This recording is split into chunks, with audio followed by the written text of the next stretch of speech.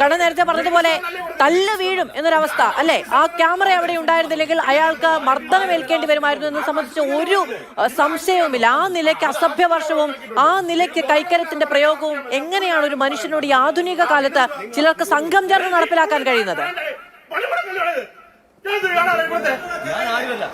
ഇപ്പോൾ നമ്മോടൊപ്പം CPM സംസ്ഥാന കമ്മിറ്റി അംഗവും CIT ജില്ലാ സെക്രട്ടറി കൂടിയായിട്ടുള്ള S. ജയമോഹനുണ്ട്.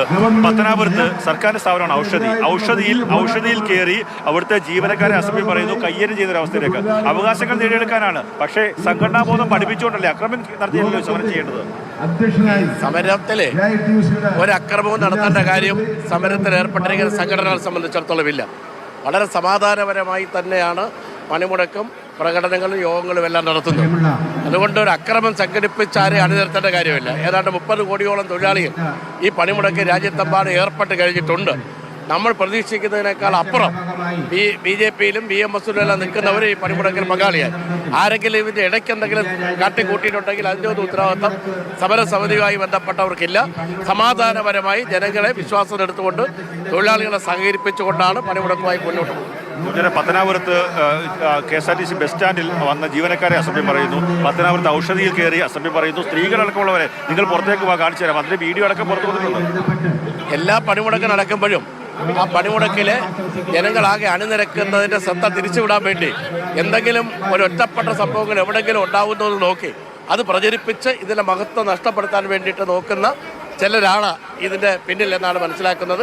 ഒരിടത്തും ഒരു അക്രമവും സമരത്തിൽ ഏർപ്പെട്ടവർ സംഘടിപ്പിച്ചിട്ടുണ്ട്. അക്രമം ഉണ്ടായ സ്ഥലങ്ങളിലെ മാത്രമാണ് വാർത്തകൾ പ്രചരിച്ചിട്ടുള്ളൂ, അല്ലാതെ മറ്റു സ്ഥലങ്ങളിലില്ല. അക്രമമില്ലാത്ത പല സ്ഥലങ്ങളും ഉണ്ട്, നന്നായി സമരം നടക്കുന്ന സ്ഥലങ്ങളുണ്ട്, അവിടുത്തെ ഒന്നുമില്ല. പക്ഷേ അക്രമം നടത്തുക അവരും തൊഴിലാളികളാണ് എന്നുള്ള ബോധം പോലും ഇല്ലാത്തവരാണ് സമയം പറഞ്ഞത്. തൊഴിലാളികളായിട്ടുള്ള ആളുകളിൽ 99% ഈ പണിമുടക്കിൽ ഏർപ്പെടുന്നുണ്ട്. അപ്പോൾ പണിമുടക്കാത്തവരെ ആക്രമിക്കേണ്ട ഒരു കാര്യമില്ല. കാര്യം എല്ലാവരും പണിമുടക്കിൻ്റെ ഭാഗമായി നിൽക്കുകയാണ്. അപ്പോൾ ആരെങ്കിലും ആക്രമിച്ചു എന്നുള്ളത് വെറുതെ പുകമറ ന്യായീകരണമാണ്. 1-2 സംഭവങ്ങളെ വെച്ച് ഈ സമരത്തെ മുഴുവൻ മോശമാക്കാൻ ശ്രമിക്കുന്നതാണ്. ഇതൊക്കെ നേതാക്കൾ തന്നെയാണ്. അദ്ദേഹത്തിന്റെ അതേ ജില്ലയിൽ അദ്ദേഹത്തിന് ഒരുപക്ഷെ നേരിട്ടറിയുന്ന നേതാക്കളും പ്രവർത്തകരും ഒക്കെ തന്നെയാണ് ഈ മര്യാദകേട് കാണിച്ചത്.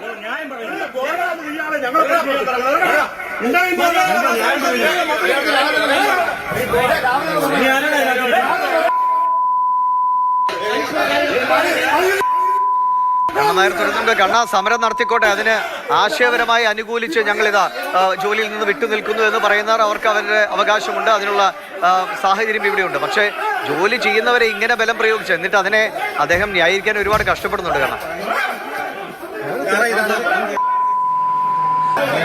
ന്യായീകരിക്കാൻ വളരെയേറെ കഷ്ടപ്പെടുന്നുണ്ട്. പലപ്പോഴും അദ്ദേഹം വളരെ മാന്യമായി സമരം ചെയ്യുകയും അല്ലെങ്കിൽ പ്രശ്നങ്ങളൊന്നും ഉണ്ടാക്കാതെ സമരം ചെയ്യുകയും ചെയ്യുന്ന ഒരു വ്യക്തിയാണ്. CIT ജില്ലാ സെക്രട്ടറിയാണ്. പക്ഷേ അദ്ദേഹത്തിന്റെ പ്രവർത്തനത്തെ തള്ളി പറയാൻ സാധിക്കാത്ത ഒരു സാഹചര്യമാണ്. കാര്യം നമ്മൾ ആ ദൃശ്യങ്ങൾ സഹിതമാണ് ആ വാർത്ത റിപ്പോർട്ട് ചെയ്യുന്നത്. എത്ര മ്ലേച്ഛമായ രീതിയിലാണ് ആ ജീവനക്കാരോട് പെരുമാറുന്നത്, അസഭ്യം പറയുക.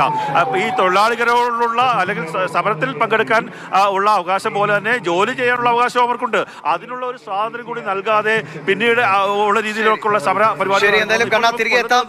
ഇത്തരം അക്രമ സംഭവങ്ങൾ കൂടി ഈ പൊതു പണിമുടക്കിന്റെ ഇടയിൽ ഉണ്ടാകുന്നു എന്നത് ഖേദകരമായ കാര്യമാണ്.